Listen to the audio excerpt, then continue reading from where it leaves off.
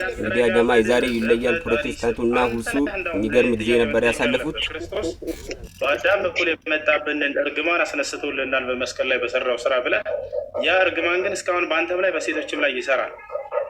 አልተነሳም እርግማን። ይህን ታውቃለህ አይደለ? ቆይ ወደዛ ይሄ መጀመሪያ መልስልኝ። የመጀመሪያውን ወደ ክርስቶስ እንሄዳለን።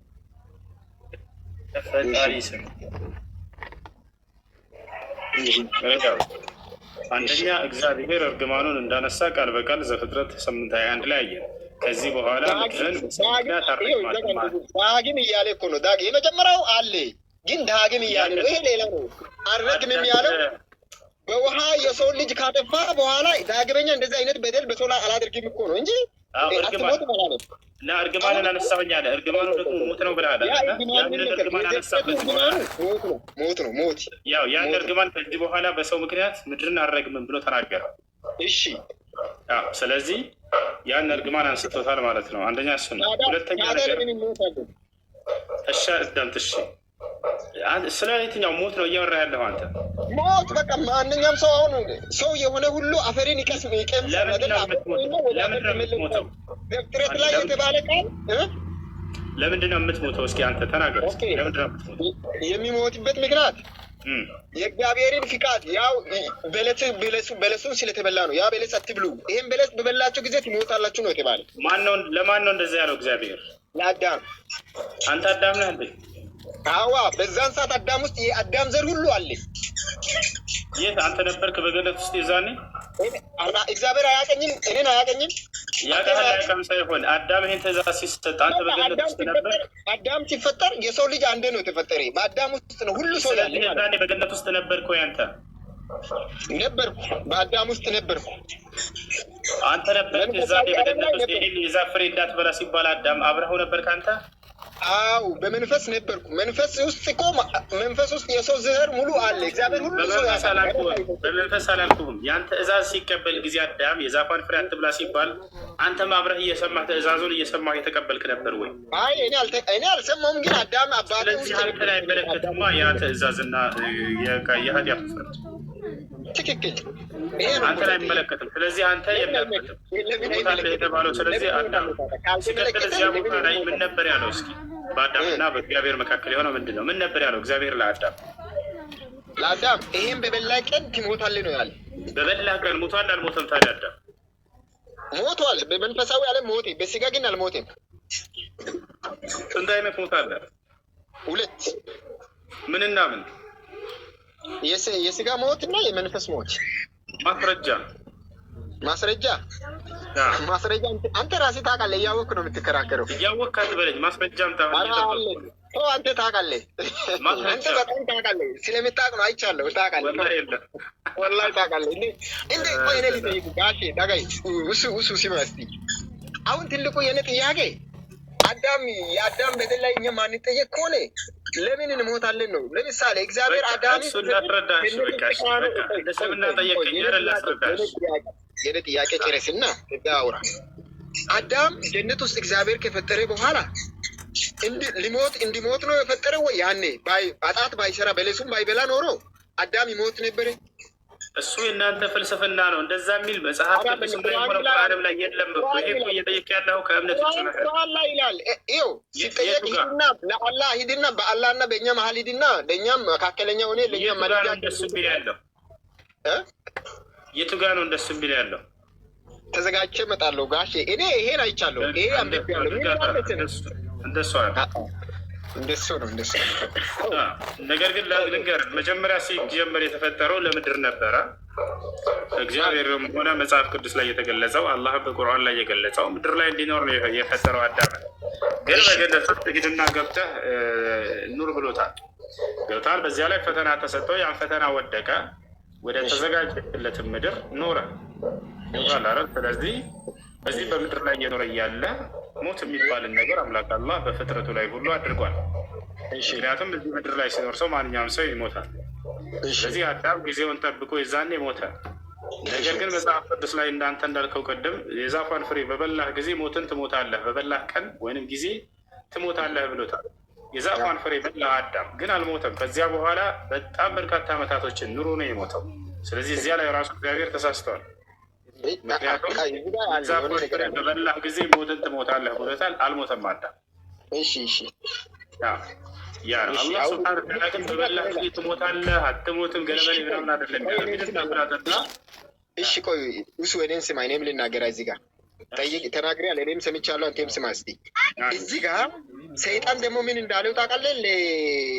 ለሐዋይ ማለት ነው፣ ይሄም በበላችሁ ጊዜ አትሞቱም ብሏል። ፈጣሪ ደግሞ ትሞታላችሁ ብሏል። ቆይ እዚህ ጋር አንተም እኔን አስጨርሰኛ እኮ ማስረጃ እየነገርከን እንዲሆና ኢየሱስ የቱ ጋር ሰይጣን መጥቶ የቱ ጋር ነው ይሄን ከበላችሁ አትሞቱም ያላችሁ? ዘፍጥረት ምዕራፍ 1 ከቁጥር 20 ምናምን ነው። እንደዚህ ነው በቃ ዘፍጥረት ላይ። እኔ እኮ አልተዘጋጀሁም። ቢዘጋጅ ለአንተ አመጣለሁ፣ ችግር የለም። ሌላ ጊዜም እንገናኛለን። ቀጥልሽ በቃ እንዳስቆም ቀጥል። እኔ ስላልተዘጋጀው ነው እሱ ያ እዚህ ጋር። አንተ ደግሞ ታውቃለህ፣ እኔ የምናገራትን ቃል እንደምታስታውስ እርግጠኛ ስለሆንኩ ነኝ። ታውቃታለህ። ስለዚህ እዚህ ጋር ይሄን ነገር ባይበላ እነሱ ባይበሉ እንደዚህ ይሄን ነገር ባያደርጉ ኖሮ ሰይጣን እንዳለ አላህ ውሸተኛ ይሆናል፣ ሰይጣን ደግሞ እውነተኛ ይሆን ነበር። ስለዚህ ደግሞ ፈጣሪ ምን ለማድረግ ነው ይሄን ያደረገ? ገባኝ? ያ ሰይጣን ውሸተኛ እንዲሆን ለዛ ለተናገረው ቃል አላህ ቃሉን አያጥፍም። ቃሉ ስለማይታጠፍ ሌላ መንገድ አዘጋጀ። መንገዱ ምንድን ነው? ኢሳ ነው። ኢሳ ዳግመኛ ወደ ጀነት የምንገባበት መንገድ ነው።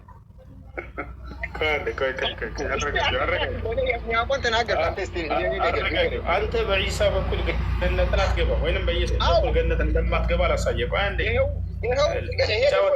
ጨዋታ ራሱ በራሱ ሜዳ ላይ ከጨዋታ ውጭ በፈጣሪ ስም አንተ ራስህ ባመጣኸው በራስህ ሜዳ ላይ ከጨዋታ ውጭ ላድርገህ ነው። ኢየሱስ እሱ እያለ ነው። በኢየሱስ በኩል ነው ምንድነው እያለ ነው አይደለ? አው መካከለኛ የአዳም ምትክ ኢየሱስን ምን ብሎ በማመን ነው የሚዳነው? ኦኬ ኢየሱስ የእግዚአብሔር ቃል እንደሆነ አብ ደግሞ ለአንተ እንደላከ ለእኛ እንደተላከ እንደ ነቢይ ተልኮ። ስለዚህ ኢየሱስ ክርስቶስ መልእክተኛ ነው። ኢየሱስ ክርስቶስ መልእክተኛ ነው፣ ነቢይ ነው። አው ኢየሱስ ክርስቶስ ነቢይ ነው። አው ክርስቲያን አንተ አይደለ? አው ፍቅረ ማርያም ሰላም ነው። እንዴት ነህ? ኢየሱስ ነብይ ነው ብላችሁ ታምናላችሁ? እንደ ፍቅረ ማርያም አው ከኔ ጋር አውራ። ምን አልከኝ? ከኔ ጋር አውራ። ፍጹም እሱ ካላመነ ተው። መጽሐፍ ቅዱስ ላይ ኢየሱስ ክርስቶስ ከአብ ዘንድ እንደተላከ እኔ ተልኬ ነው መጣው እያለ ክርስቲያን ነኝ እያለ ነው። ግን ኢየሱስ ነብይ ነው ብለን ነው የምናምነው እያለ ነው። ክርስቲያኖች ኢየሱስ ማለት ነብይ ማለት ምን ማለት ነው? ነብይ ማለት ምን ማለት ነው? ትርጉሙ ምንድን ነው? ኢየሱስ እኮ ተልኮ ነው መጣ። እግዚአብሔር አብ እሱን ሲልክ ቃሉን ልኮ ነው። ቃሉን ላከ ፈወሳቸው የሚል ቃል አለ አይደል? ስለዚህ ነብይ ነው ማለት ነው። ነብይ ነው። አው ማሻአላህ ተልኮ መርቷል። ፍቅረ ማርያም ታናግራለህ። ነብይ ነው እያለ ነው። እንዴት ነው ይሄ ነገር? ክርስቲያኖች ነብይ ነው ማለት ጀምረዋል። ኧረ በእናትህ ከእኔ ጋር አውራ። ኧረ ኢየሱስ እኮ ፍጹም ሰው ነው። ሰው ነው። ሰው በዘጠኝ ወር በእናቱ ሆድ ውስጥ የተቀመጠ ስማ፣ ከእኔ ጋር አውራው እሱ ኢየሱስ ክርስቶስ በእናቱ ማይፀን 9 ወር ተቀምጦ እንደ ሰው ተወልዶ 30 ዓመት እስከሚሞላ ድረስ አንድም ነገር ያደረገ ነገር ራሱ ታምር የለም። ምንም ታምራትም አላደረገም። እንደ ሰው ነው ያደገ። ወላሂ ስማኝ፣ በጣም አሪፍ መሻሻል እየመጣ ነው። ማሻአላህ። አዎ ማንበብ ነው። አሁን እኮ ሰው ትውልዱ ያነባል። ስማኝ፣ አንተም እንደዚህ አንብብ እንጂ ክርክር ጥሩ አይደለም። ስማ፣ ቃሉ ኢየሱስ ክርስቶስ በሰውና በአምላክ መካከለኛ። አሁን በሌላ ሃይማኖት ብትሄድ ማለት ነው በኦርቶዶክሶች ሌላ ነው የሚሉ ሰዎች ግን አይደለም። ኢየሱስ ፍጹም ሰው ነው፣ ኃጢአት የሌለበት በአላህና በሰው መካከለኛ እሱ ነው። እሱን የማያውቅ አብን ማወቅ አይችልም። እሱም እንደዚህ ብሏል። ኢየሱስም እንደዚህ ብሏል። በእኔ በቀር ወደ አባቴ የሚመጣ ማንም የለም ብሏል። ስለዚህ አላህን ለማግኘት አላህን ለማወቅ ግዴታ ኢየሱስን እንደዚህ ብሏል። ኢየሱስ ስትለምኑ አባተን ስትለምኑ በስሜ ለምኑ ነው። ማንኛውም ሰው ሲፈጠር እግዚአብሔር ከልጅ ከኢየሱስ በላይ የሚወደው ሰው በዚህ ዓለም ላይ ነው። ፍቅረ ማርያም፣ ይሄ እምነት ይሄ ልጅ እየተናገረ ያለው ትክክል ነው? እስኪ አንተ ክርስቲያን ነህና ኢየሱስ ነብይ ነው እያለ ነው። ከዚያ ጀምራ እስኪ ይሄን ነገር ተናገር። ኢየሱስ ነብይ አይደለም፣ በስጋ የተገለጸ አምላክ እንጂ ነብይ አይደለም። ስማ ኢየሱስ ክርስቶስ ነቢይ ካልሆነ ማለት ነው። ኢሳያስ ላይ ምንድን ነው ወንድ ልጅ ተሰጥቶናል ይላል። ወንድ ልጅ ስሙም ማን ነው? አማኑኤል። ምን ማለት ነው? አማኑኤል ትርጉሙ እግዚአብሔር ከኛ ጋር ነው ማለት ነው። ኢየሱስ ክርስቶስ ያን ቦዲ ያን ስጋ እሱ የለበሰ ስጋ በዚህ ዓለም ለብሶ የተንቀሳቀሰበት ስጋ ኖርማሊ እንደኛ ሰው ነው። የሚዳሰስ የሚደክም እንደኛ ሰው ነው። ግን እግዚአብሔር አብ የምንለው እኛ በክርስቲያን ደረጃ አብ የሚባለው መንፈስ ነው።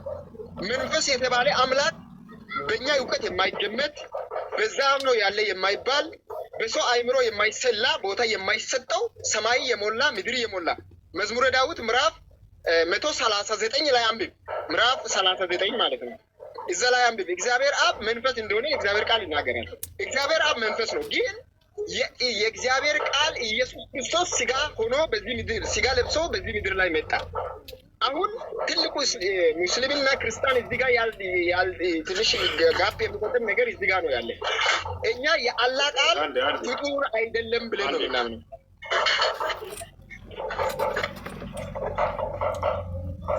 እሺ ይሰማል አይደለ? ስለዚህ ይሰማል አይደለ? ፍቅረ ማርያም የምታረመው ነገር አለ አሁን ከተናገረው ነገር ላይ ወይስ ትክክል ነው? ነብይ ማለት ምን ማለት ነው? ሲጀምር በመጀመሪያ ደረጃ ነብይ ማለት ምን ማለት ነው? በዚህ ላይ የተላከ ነብይ ማለት የተላከ ማለት ነው። ነብይ ማለት የተላከ ሳይሆን ሰው ሆኖ ኃላፊውንም ወደፊት የሚያውቅ ማለት ነው። በእግዚአብሔር ተጸጋ ማለት ነው እንጂ ነብይ ማለት የተላከ ማለት አይደለም። አይ በደንብ አንብበ ችግር የለም። የአንተ እውቀት እሱ እስከምትችል ነው። እኔ ግን ነቢይ ማለት የተላከ ማለት ነው። ቀጥታ የተላከ ኢየሱስ ተልኳል፣ ከአብ ዘንድ ተልኳል። ይሄን ትከራከራለህ? አልተላከም ልትል ነው? እሱን አምናለሁ። እግዚአብሔር ስጋ ስለተላከ ኢየሱስ ስለተላከ ነቢይ ነው፣ ሰው ነው። ግን ከሌላ ነቢያቶች የሚለየው ሌላ ነቢያቶች እናት አባት አላቸው። ኢየሱስ ክርስቶስ ግን የአላህ ቃል ስለሆነ ከሌላ ነቢያቶች ይለያል። አንተ እምነት ምንድን ነው? መጀመሪያ እኔ ጴንጤ ነኝ። በአብ በወልድ በመንፈስ ቅዱስ አታምንም? አምናለሁ። ታዲያ እንዴት ክርስቶስ ነቢይ ነው ብለን ለማመን በቃ እንዴት ለማለት ፈልገህ ነው? የእናንተ ቸርች ውስጥ አሁን ክርስቶስ አይመለክም? ኧረ ኢየሱስ ኢየሱስ የእግዚአብሔር ቃል እኮ ነው። የእግዚአብሔርን ቃል ያላወቀ ሰው እንዴት እግዚአብሔርን ማወቅ ይችላል? መጀመሪያ የሚቀድመው ኢየሱስን ማወቅ ነው።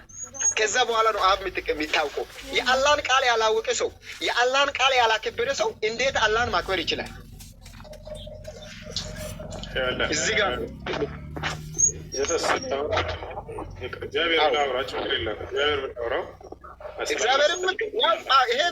ይሄ ቋንቋ ነው፣ ችግር የለውም። ይሄ ቋንቋ ነው። አላህን ብትል እግዚአብሔርን ብትል ዋቃም ብትል አንድ ነው። ኖ ፕሮብሌም። ምንድን ነው አላህ የአንተ ብቻ አይደለም፣ የሁሉ ፈጣሪ ነው አላህ። አሰላሙ አለይኩም። ወአለይኩም ሰላም። ሻሃዳ አንዴ ቸኮልላለሁ እና አስቁማቸው። ይቅርታ፣ በጣም ይቅርታ። አንዴ ትዕግስተኛው የምታለኝ ተታይ ታስገባልኛለህ? ቆይ እሺ፣ አትነች ያስገባት እስኪያስገባት ድረስ ከትልና ካታይ ትዕግስተኛው የምትል ቆይ ሸር አድርጌላታለሁ። ትገባለች። ግቢ ብያታለሁ። ማርያም፣ አንተ ኢየሱስ ነብይ አይደለም ብለህ ነው የምታምነው?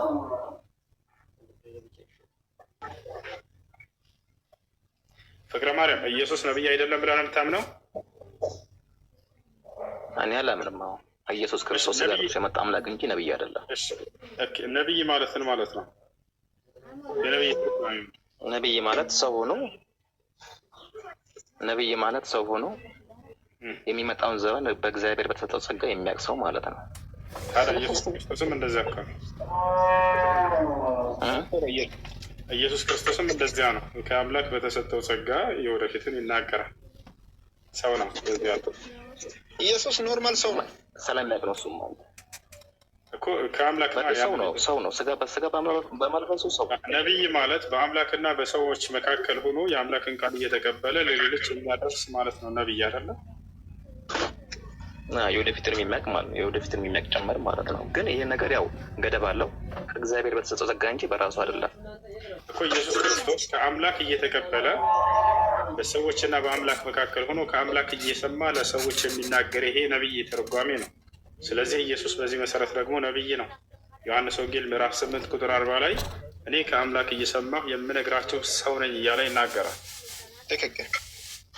ስለዚህ ነቢይ ነው። እስኪ ሙሉ አንብበው እስኪ። ለምሳሌ ምን ላይ የሚገኘው ጥቅስ? ማቴዎስ ትክክል ይላል። ዮሐንስ ወንጌል ምዕራፍ 8 ቁጥር 40 ላይ ምን ይላል መሰለ? ወቱሪዱነ አን ተቅትሉነኒ ወአነ ኢንሳኑን ቀድ ከለመኩም ቢልሐቅ አለዚ ሰሚዐሁ ሚነላህ ይላል። እናንተ ግን ልትገድሉ ትፈልጋላችሁ፣ እኔ ከእግዚአብሔር የሰማሁትን እውነት የነገርኳችሁ ሰው ነኝ። አብርሃም እንዲህ አላደረግም ተው ይላቸዋል። ስለዚህ ከአምላክ እየሰማሁ የምናገር ሰው ነኝ አለ። ነቢይ ብሎ ማለት ደግሞ ከአምላክ እየሰማ ለሰዎች የሚናገር ማለት ነው። ክርስቶስም ያ ነው። ስለዚህ ወደፊቱን የሚናገረው እሱ ኢየሱስ ስለሚያውቅ ነው እንጂ ሁሉ ነገር ስለሚያውቅ ነው እንጂ እሱ እኮ አምላክ አስተምሮት ነው። አንድ በራሱ አይደለም። ጀሰስ አንዴ ዝም በል። በራሱ አይደለም፣ አምላክ አስተምሮት ነው። ልክ እንደ ነቢያቶች ላሳየ ማስረጃ። በነገራችን ላይ መጽሐፍ ቅዱስ አንድ ጥቅስ ብቻ አታንብበው። ከዛ ከፍ ከፍ ያንብበው። ለምሳሌ ዝም ብለህ እየተናገ አሁን ስለ እውቀቱን መሰረት አድርገን እየተናገረ አምላክ አስተምሮት ነው። ላሳየ ወይ ማስረጃ ቃል በቃል ኢየሱስ ክርስቶስ እኔ አምላክ አስተምሮኝ ነው ብሎ ተናግሯል። እንዴ ብሏል። እሱማ እኮ አንደኛ እኮ በነገራችን የሰው ልጅ በመደድ ላይ ያለን ሊያስተምር ጨምረው እንደዛ ያለው እኮ ኖ ሊያስተምር አይደለም። የምትሰሙትን ትምህርት ከእኔ ሳይሆን ከላከኝ ከአምላኬ ነው፣ እርሱም እኔን አስተማረኝ እያለ ቃል በቃል ትምህርቱ ከአምላኩ የተሰጠው እንደሆነ ሰምቶ እየተናገረ እንደሆነ አስተምሮት እንደሆነ ቃል በቃል ተናግሯል እያልኩ ነው። ላሳየህ ወይ? እስኪ ከፈተው። እሺ ከፈተው። እንደሱ ነው የሚሻለው። እሺ እሺ እሺ እሺ እሺ እሺ እሺ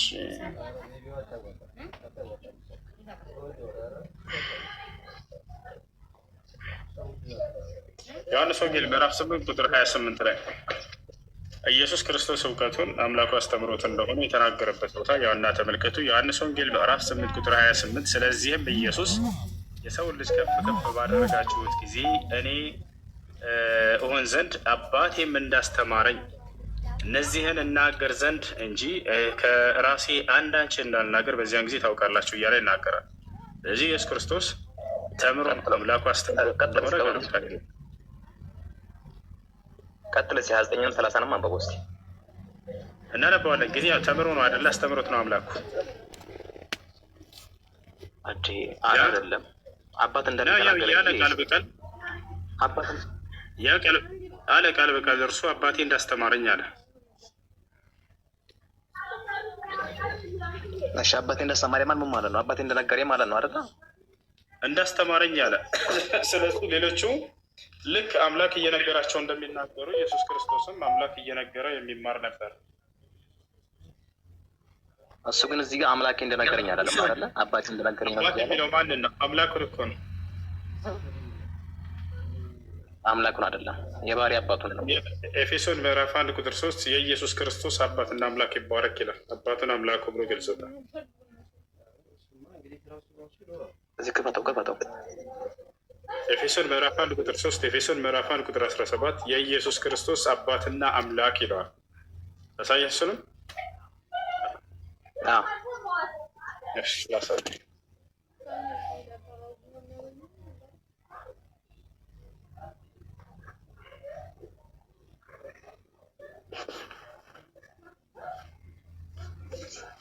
ያው ቁጥር 3 ላይ አንድ ላዙር ካሜራ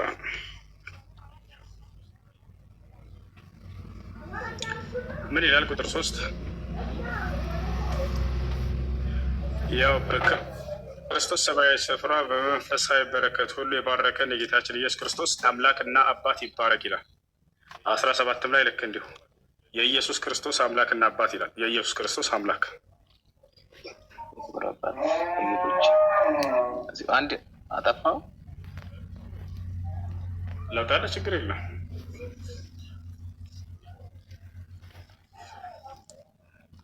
ያ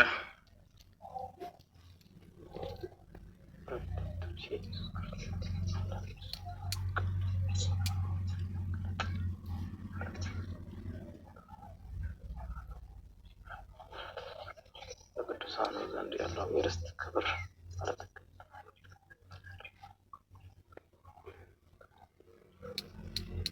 ክርስቶስም ከሙታን ያስነሳው ማለትነሽ 21 ደግሞ አንበው ከዛ 21 ምን ይላል ለምሳሌ ክርስቶስም ችግር የለው እናነባዋለን። አሁን ነጥቡ ምን ላይ መሰለህ አምላክ እንዳለው ተናግሯል ነው መጽሐፉ ላይ የኢየሱስ ክርስቶስ አምላክ ይላል። እሺ ራሱ አምላክ እንደሆነ ሲናገር መጽሐፍ ቅዱስ ላይ እንተራለ። ስለዚህ ይሄንን ስህተት ነው ማለት ነው አምላክ እንዳለው የተነገረበት። ይሄ ተርጓም ስህተት ሊሆን ይችላል እንጂ ክርስቶስ አምላክ እንደሆነ ብዙ ቦታ ይናገራል። እሱ ትዕግስተኛው የምትለው ላይ አስገባ ሁሱ ያው ማታ ላይ ትዕግስተኛው የሚለው ትዕግስተኛው የምትለው አንድ ቁጥር ጻፊ። እሺ ትዕግስተኛው የምትለው አንድ ቁጥር ጻፊ እና አስገባት አድሚኖች ደግመሽ ጻፊ። አሁን አትታይም ኮሜንት ወቃንቶት። እሺ አንድ ቁጥር ትጻፍ ሌሎቻቸው እንዳትጽፉ። እሺ እና ያተረጓጎም ስህተት አይደለም። ሄደህ ያው እሺ ምዕራፍና ቁጥሩን ያዘው ፍቅረ ማርያም ደግመሽ ጣፊ። ትዕግስተኛው አንድ ጊዜ ደግመሽ ጣፊ። ቁጥር 3 ኤፌሶን ምዕራፍ 1 ቁጥር 17 ያዘው። ኮሜንት ወደ ላይ ብሎታል። እሺ ትዕግስተኛ ካለች ከስተማ ቢሆን አስገቧት። እሺ ያስገቧታል። እሺ አድሚኖች ይከታተላሉ። ጥያቄ አለ ፍቅረ ማርያም በእስልምና ላይ መጠየቅ የምፈልገው?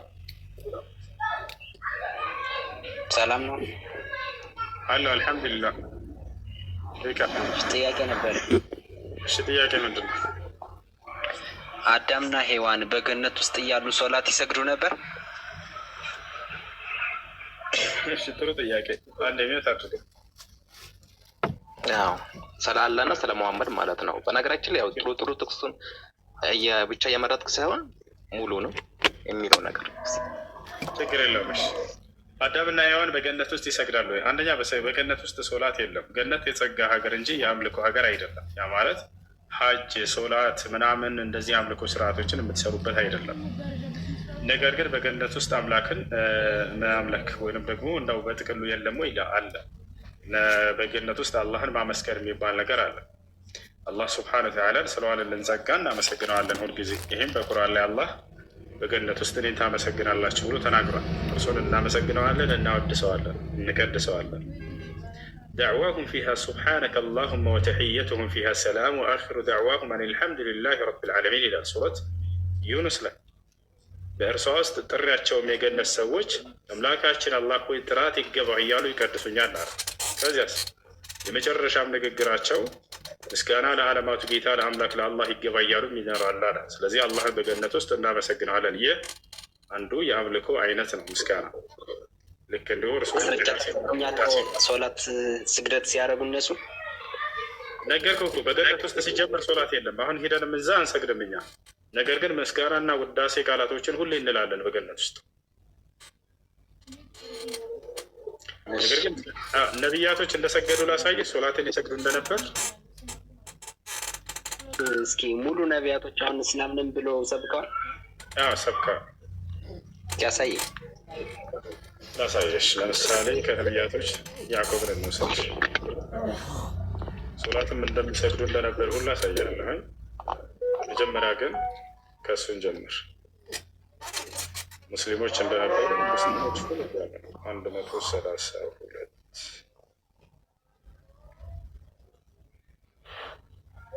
እሺ እዚህ ጋር ለምሳሌ ያዕቆብን እንውሰድ። ሁለተኛው ምዕራፍ ቁጥር 132 ላይ ምን ይላል? በእርሷም በሕግጋቲቱ ኢብራሂም ልጆችን አዘዘ፣ ያዕቆብም እንደዚሁ ልጆችን አዘዘ። ልጆቼ ሆይ አላህ ለእናንተ ሃይማኖትን መረጠ፣ ስለዚህ እናንተ ሙስሊሞች ሆናችሁ እንጂ አትሙቱ አላቸው። ያው ያዕቆብ ሙስሊሞች ሆኑ እያለ ልጆቹን ይናገራል። ዮሴፍ ታዲያ ከያዕቆብ ልጆች መካከል አንደኛው ልጁ ሙስሊም እንደሆነ የተናገረበትን ደግሞ ላሳያችሁ። ዮሴፍ 12ኛው ምዕራፍ መጨረሻው አንቀጽ አካባቢ ላይ ምን ይላል? ያውና ረቢ ቀድ አተይተኒ ሚነል ሙልክ ይላል። ዮሴፍ ምን አለ? በህይወቱ መጨረሻ ላይ ግብፅ ሀገር ላይ አባቱን ያዕቆብ ምናምን ከመጣቸው በኋላ ነው። ጌታዬ ሆይ አለ ዮሴፍ፣ ከንግስና በእርግጥ ሰጠኸኝ፣ ከህልሞችን ፍቻ አስተማርከኝ። የሰማያትና የምድር ፈጣሪ ሆይ አንተ በቅርቢቱና በመጨረሻይቱ ዓለም ረዳቴ ነህ። ሙስሊም ሆኜ ግደለኝ፣ በመልካሞቹም አስጠጋኝ አለ። ምን ሆኖ? ሙስሊም። ሌላን ጨምር አብርሃም ሙስሊም ነበር። ቃል በቃል ነው ላሳያችሁ። ታላቁ አብርሃም አባታችን አብርሃም ሙስሊም ነበር። ሙስሊም ማለት እኮ ሌላ ነገር ነው። ሙስሊም ማለት እስላም ማለት አይደለም።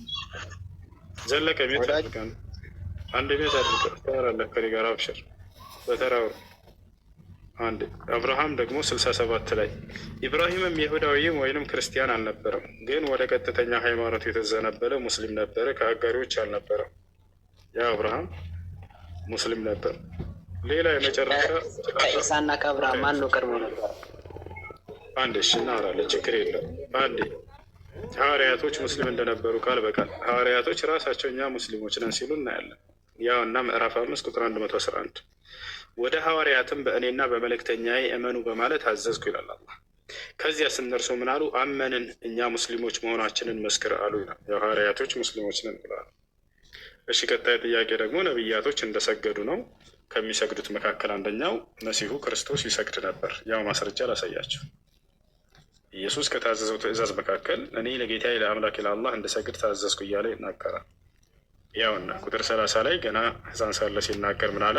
ህፃኑም አለ እኔ የአላህ ባሪያ ነኝ፣ መጽሐፍን ሰጥቶኛል፣ ነቢይም አድርጎኛል አለ። ከዚያስ ምን አለ ኢየሱስ?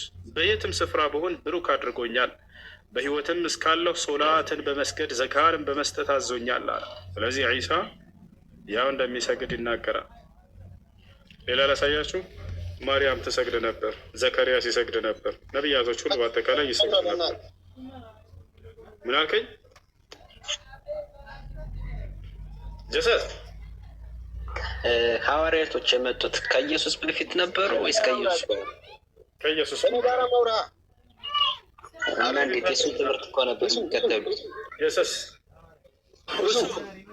እሺ መጣለስ አቤት ይታያቸዋል። እየጣፍኩ ነው። አንድ ያየሁት ግን አይታየኝም። እየጣፍኩ ነው ትላለህ። አንድ ቁጥር ይታያቸዋል። ትዕግስተኛው የሚላቸው እኔ አይታየኝም። ሙስሊምና እስላም ይለያያል አይደል?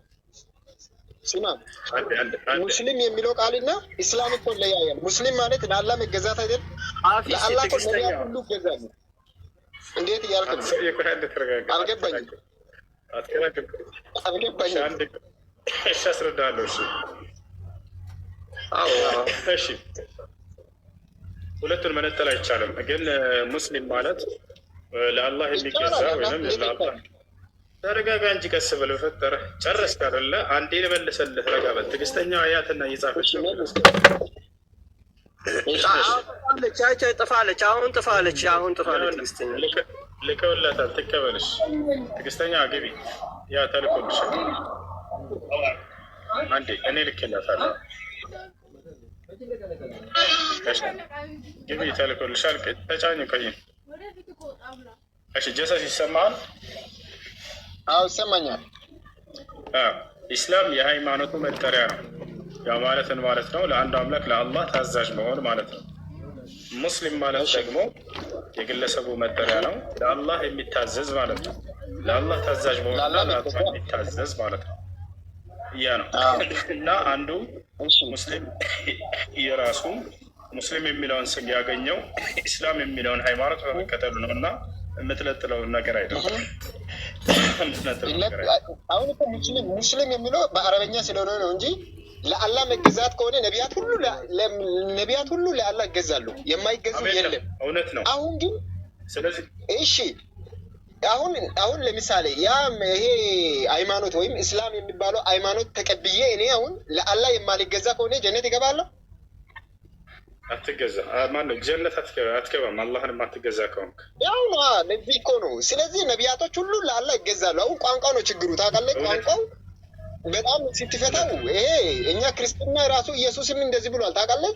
አባ የምትሉ የአባትን ፍቃድ የማታደርጉ ጀነት አትገቡም ብሏል። እኔ አላቃችሁም ይላል አይደል እንዴ? እነዛ ያላቸው ትክክል። ግን እንደዛ ያላቸው በእርሱ ስም ትንቢት እንናገራለን፣ በእርሱ ስም አጋንንት እናስወጣለን እያሉ የሚናገሩ ናቸው። ይሄን ደግሞ አንተና ፕሮቴስታንትን አይደለም? እውነት ነው በጌታ ስም። ስለዚህ ገነት አትገባም አንተ ማለት ነው በየንግግር መሰረት። አይደለም። ይኸው ትልቁ ነገር ፍቃዱን ማድረግ ነው፣ የአባቱን ፍቃድ ማድረግ ነው። ስለዚህ ሃይማኖት አይደለም ሰው የሚያድነው። ሲናገር ምን አለ መሰለህ? ሃይማኖት አያድንም፣ መታዘዝ ነው የሚያድነው። አንድ ረጋ በል እኮ በጌታ ነህ አይደለ ጀሰስ? አዎ አርዳኔ እስካሁን እየጠበቅኩ መታገስ አለብህ። አንድ አዳምጥሽ አንድ አዳምጥ። ኢየሱስ ክርስቶስ እዚያ ላይ ማቴዎስ ወንጌል ላይ ነው ምዕራፍ 7 ቁጥር 27 አካባቢ ላይ ምን ይላል? በሰማይ የሚኖረውን የአባቴን ፍቃድ የሚያደርግ እንጂ ጌታ ሆይ ጌታ ሆይ የሚለኝ መንግስተ ሰማያትን የሚገባ አይደለም አለ። አሜን ነው? አዎ እውነት ነው። እሺ ጌታ ሆይ ጌታ ሆይ የሚለኝ መንግስተ ሰማያትን የሚገባ አይደለም አለ ኢየሱስ ክርስቶስ። አንተ ኢየሱስ ጌታ ነው ብለህ ታምናለህ አይደል? አሜን ነው? ማመኑን አምናለሁ። ክርስቲያን ነኝ ልል ይችላል። አዳምጥ ግን የአባቱን ፍቃድ ግዴታ ማድረግ አለብን። እሺ አዳምጥ፣ ረጋ በል፣ ቀስ በል።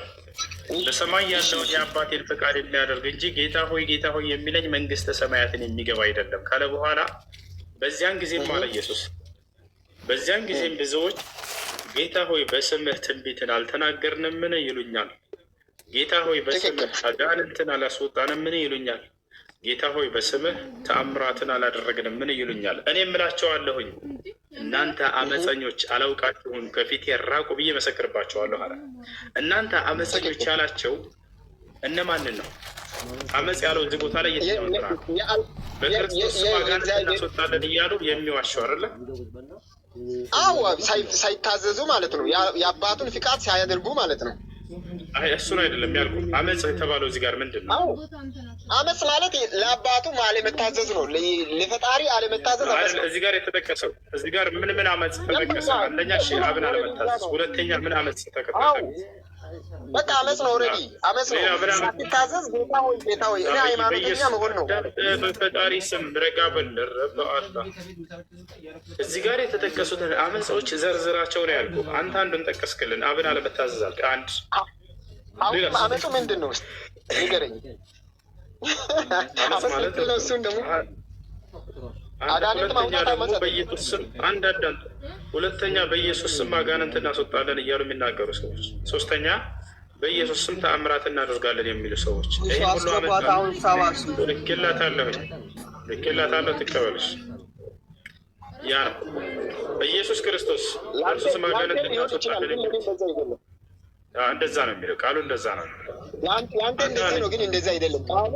ስማ አሁን አንተ ያንተ ነው ከኔ በላይ ልታቅ ትችላለህ። ግን እኔ ልንገርህ እዚህ ቦታ ተረዳ። የአባቱን ፍቃድ ኢየሱስ ራሱ የአባትን ፍቃድ ላደርግ መጣሁ እኮ ብሏል። ይወቅ እዚህ ጋር በደንብ እኛም የኢየሱስን ፈለግ እንድንከተል ነው። ኢየሱስ ጸልዮ ሁሉ ነገር አድርጎ ያሳየን በዚህ መንገድ እንድንሄድ ነው። እዚህ ጋር ተረዳ እንጂ የአባቱን ፍቃድ ማድረግ አመፅ አይደለም። ሳያደርጉ አሉ ብዙ ነቢያት አይደለም እኮ ዘለቀ በፈጣሪ ስም አይደለም። ኢትዮጵያ ውስጥ እኮ ብዙ ነቢያቶች አሉ። አሁን ፍቃዱን ሳያደርጉ ዝሙት እየሰሩ የተለያየ ነገር እያደረጉ እግዚአብሔር ከኛ ጋር ነው ሊሉ ይችላሉ። ይሄ አይደለም። ዋናው የአምላኩን ፍቃድ ማድረግ ነው። እሱ ሻዳክስ ኢየሱስ ከማን ፊት ነው የሚመሰክረው? በአባቱ ፊት፣ በመላእክቶችም ፊት። አምላክ አይደለም ማለት ነው እሱ ኢየሱስ። ማን? ኢየሱስ ኢየሱስ ክርስቶስ እኮ አባቱ ከስሞች ሁሉ የሚበልጥ ስምና ኃይልን ሰጥቶታል። ኢየሱስ እኮ የተቀባ ነው። ምን ማለት ነው? ስለዚህ አምላክ አይደለም። እንዴት ንገረኝ።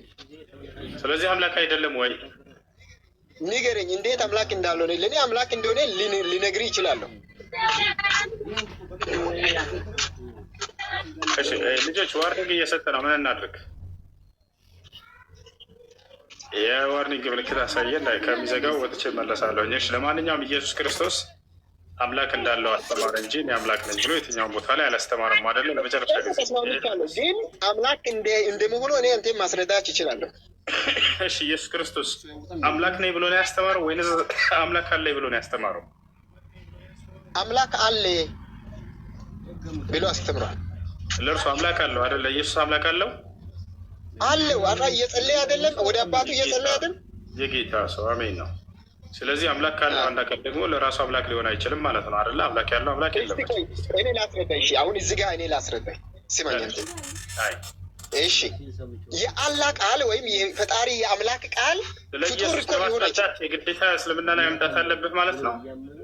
አይደለም። ተው፣ እኔ በእኛው አሁን አላህ ስላልኩ አይደለም። ኢየሱስ ክርስቶስ እኔ አምላክ ነኝ ብሎ ያስተማረበት ቦታ ሳይና ሆይ ኢየሱስ ክርስቶስ የፈጣሪ ቃል እኮ ነው። የፈጣሪ ቃል ስለዚህ አምላክ ነው ወይስ አይደለም ነው ባጭሩ? አምላክ ነው የእግዚአብሔር ቃል ስለሆነ። ስለዚህ እርሱም አምላክ ነው ፈጣሪውም አምላክ ነው አይደለ? ፈጣሪ እኮ የኛ ፈጣሪ የሚናገር ፈጣሪ ነው። የእሱ ቃል እኮ ነው። ማን ያንተ ፈጣሪ ማን ነው? እሺ ንገረኝ።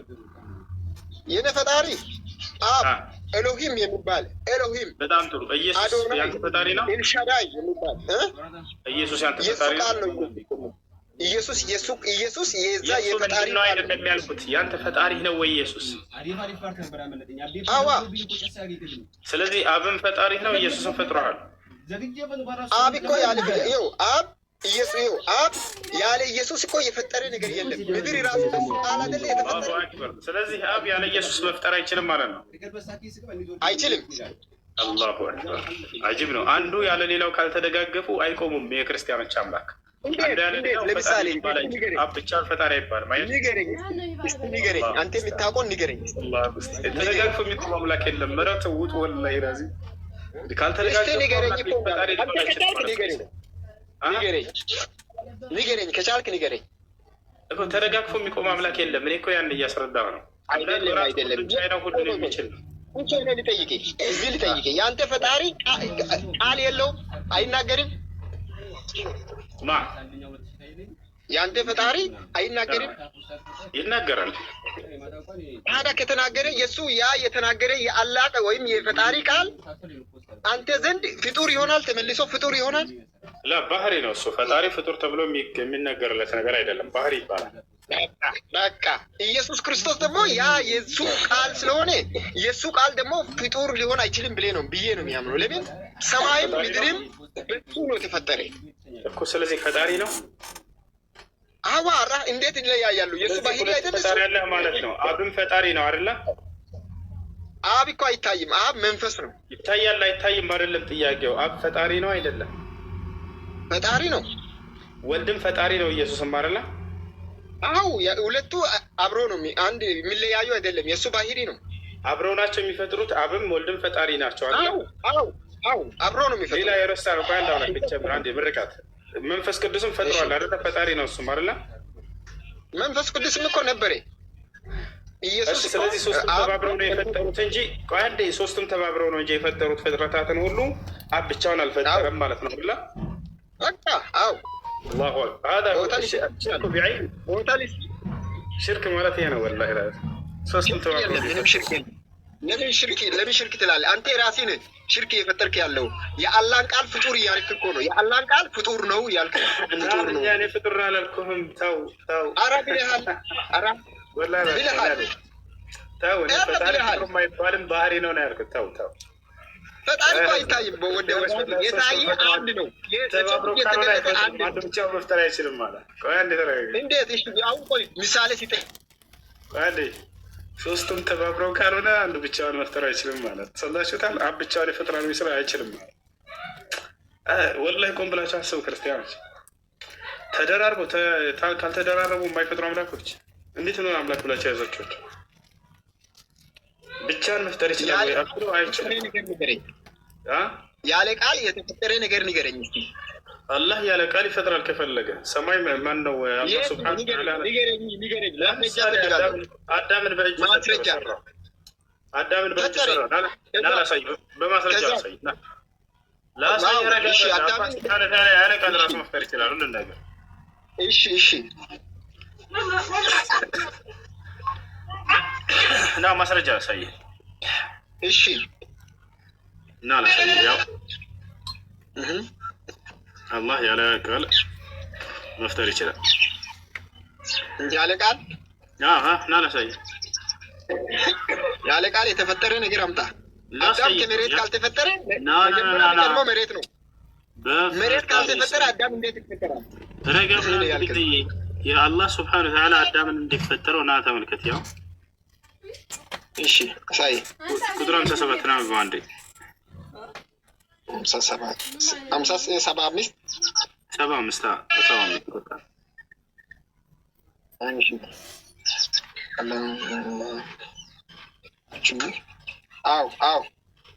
ስለዚህ አዳምን በእጆች የፈጠርኩት ይላል። ያው ያለ ቃል አላህ ሱብሓነሁ ወተዓላ በእጁ መፍጠር ይችላል። እሺ ከዛስ ቀጥል። አላህ ስብሐነ ወተዓላ ያለ ቃል የፈጠረው ነገር አለ። አዎ በእጁ ፈጥሯል ይችላል። አሁን እዛ ጋር ጭቃ ይኸው ስማ፣ ጭቃ ወስዶ አፈር ወስዶ ቅርጽ ሰጠው እንጂ ያለ ራሱ ኢስቲፋስ እፍ ሲልበት እኮ ነው ሰው የሆነ። ያለ ቃሉ የተፈጠረ ነገር የለም። አንድ መሬት አሁን እንታልከው አፈር ራሱ ያ በእጁ የነካ አፈር በአላህ ቃል እኮ ነው የመጣ አፈሩ ራሱ። አሁን ማስረጃ አፈሩ በአላህ ቃል ነው የመጣ ማለት ማነው? ማስረጃ ይኸው ባለበት እኮ ቦታ ይኸው በደንብ ነው። አፈሩ በአላህ ቃል ነው የመጣ ያለ ማን ነው?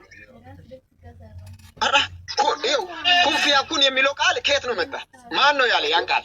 እሺ አዳም ረጋ በል ይኸውልህ አላህ ስብሐነ ወተዓላ በእጆቼ ረጋ በል ቀስ በል። አላህ ስብሐነ ወተዓላ አፈሩ በእጆቼ በቃል ያመጣሁት ብሎ የተናገረበት ቦታ የለም አለ። ሁለተኛ ቃል በቃል እዚህ አንዱን በእጆቼ ፈጠርኩት ብሎ አላህ ስብሐነ ወተዓላ ይናገራል። አዳም ብቻ ነው በእጁ የፈጠረ መሬት ሰማይና ምድር። ዝም አትልም እንደ ረጋ በል ጠየቅ አይደለም ልክ እንዲሁ አላህ ስብሐነ ወተዓላ ተናገራል። ሌላ ተናገር አንተ በሌላ ተናገር የተጠየቁን ረጋ በል በፈጠረ يلا انزل تحت እሺ ጥያቄው ባጭሩ ምንድነው? አላህ ስብሐነ ወተዓላ በእጆቹ ማነው በቃ ከቃሉ ውጭ በሌላ ነገር መፍጠር ይችላል ወይ ነው። ምክንያቱም እሱም ብሎ አልቀደም ያለ ኢየሱስ በፍጹም አብ መፍጠር አይችልም። ኢየሱስ ደግሞ የአብ ቃል ነው እና ስለዚህ አንድ ተለም ሁለቱ ፈጣሪ ናቸው ብሎ አላህስ ያለ ንግግር ያለ ቃሉ መፍጠር ይችላል ወይ ብሎ ነው። አዎ ይችላል። ሌላም ልጨምርልህ ጀነት አደን የምትባለውን ጀነት አላህ ስብሐነ ወተዓላ በእጁ ነው የፈጠራት ያለ ቃሉ ማለት ነው። አላህ ስብሐነ ወተዓላ ከዛሊከ ዓርሽን የምንልክ እንዲሁ ታላቁን ግዙፉን ፍጡር እንደውም አላህ በቃል አይደለም የፈጠረው በእጅ ነው የፈጠረው በመለኮታዊ እጁ። አላህ ስብሐነ ወተዓላ ከቃል ውጭ በሆነ ነገር በፈለገው ነገር መፍጠር ይችላል። አላህ እነዚህ ነገራቶች በእጁ ሰርቷቸዋል ማለት ነው።